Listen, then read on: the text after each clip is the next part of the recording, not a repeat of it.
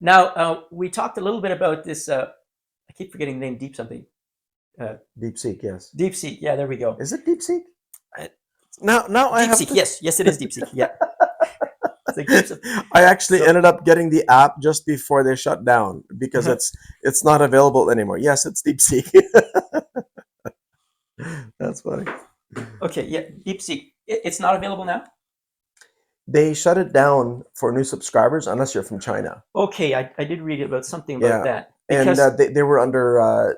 They're claiming that they're under cyber attack, mhm, and that's why they had to restrict what's accessible from. yeah. I mean, it's entirely possible. It's a super fascinating Mhm. event that Yeah. occurred. But sorry, go ahead. So yeah, let's talk about that. So we have, you know, America has all these billion-dollar corporations, right? And you have Google, you have Facebook, you have Microsoft, you have OpenAI, and some of these really big companies with all of their major AI programs, and spending billions of dollars. And that's been the big thing over this past year, and all the money that's needed, and all the computing that is needed, and all the chips. And Nvidia, for example, Nvidia has skyrocketed in price, right? The stock. And then, yeah, Yeah. I read a couple of days ago, all of a sudden, as opposed to these multi-billion dollar corporations and spending billions upon billions of dollars and using the most advanced, expensive chips that they can produce to achieve that. And then now this guy just out of the blue from China using cheaper versions of these GPUs and for a fraction of the cost and a side project was able to achieve what all these big corporations, you know, were doing with all of these billions of dollars and all of this equipment. So Hmm. and then I saw and then the stocks on all of these companies cratered because you know Nvidia dropped they lost $1 trillion in value is what I heard.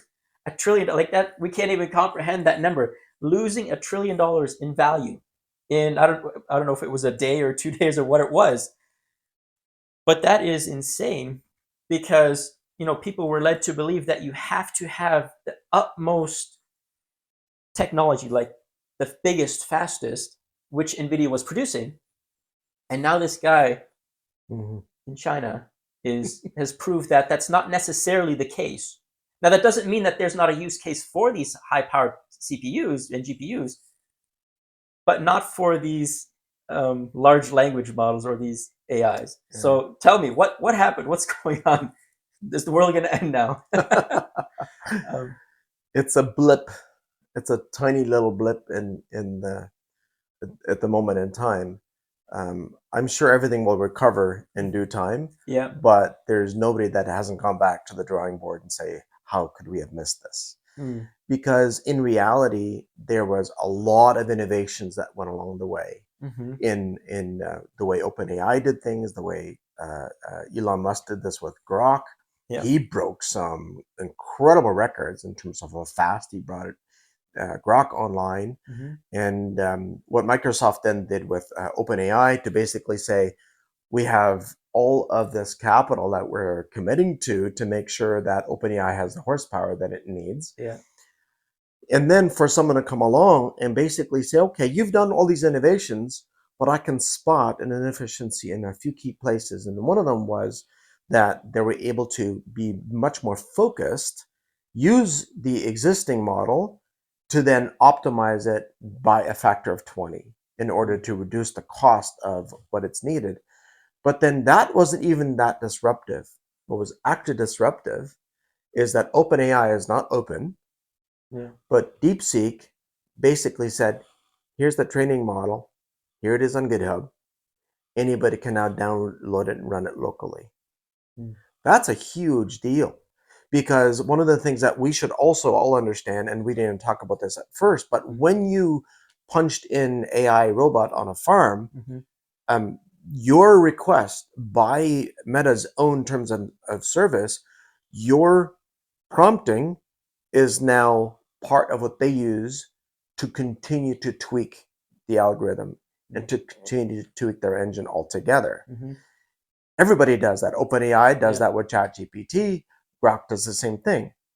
So one of the interesting things that changes is a lot of people, like, other than fun things to experiment with, I would never ask it something that would require me to upload information or give it a lot of personal identifiable information about me, because I know that they're going to use that information, and then who knows how it's going to end up being used in the future. This is going in the corporation. If you're using the website or the app, that's what happens. Mm-hmm.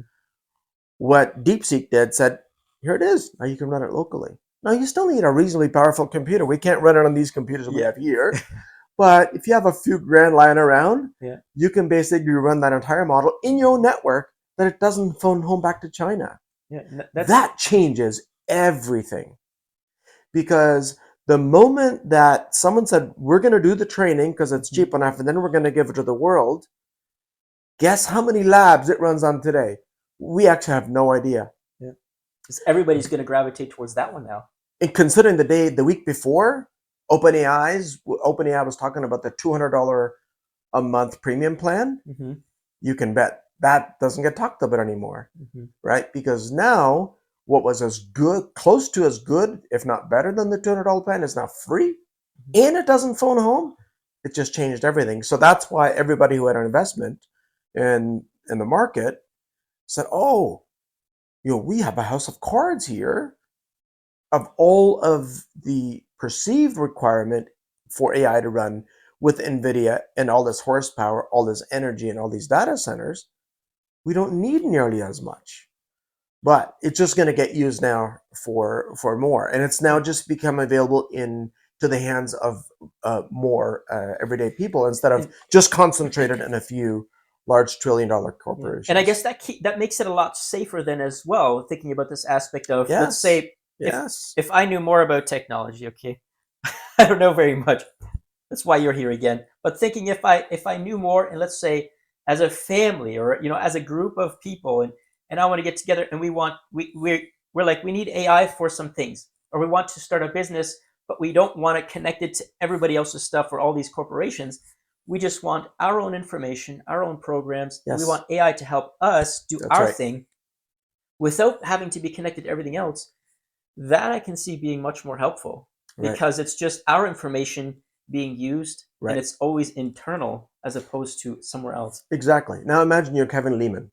Okay. Who's that again? Kevin Leman is an author that's written 100 books on parenting and relationships and birth orders and all that kind of stuff. Okay. He used to hang out in the Focus on the Family circle, right?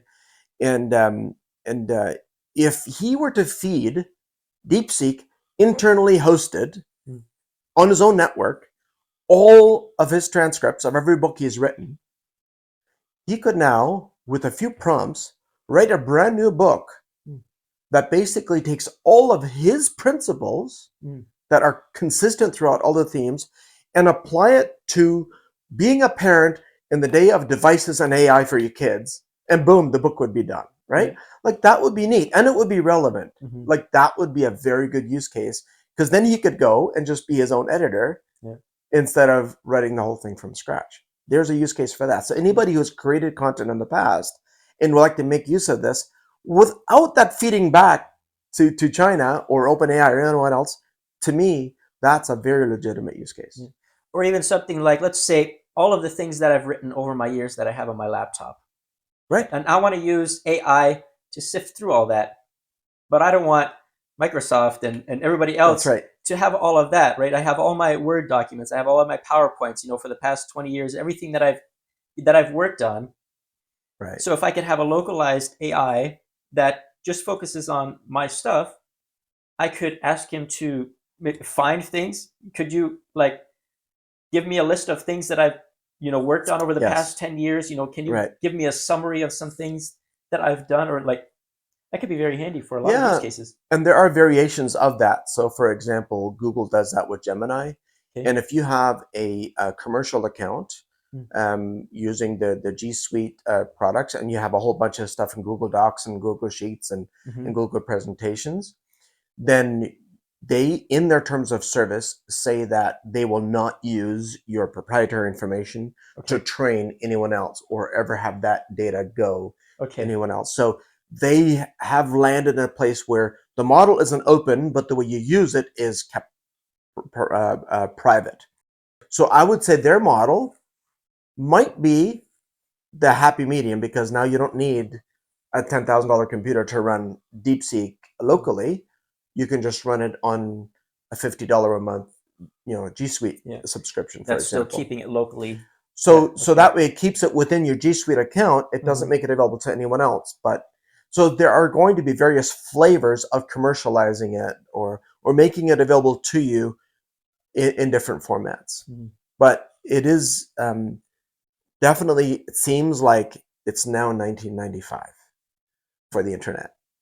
1995 is when it really became obvious to anybody who had been on a dial-up connection to say, this is going to change everything.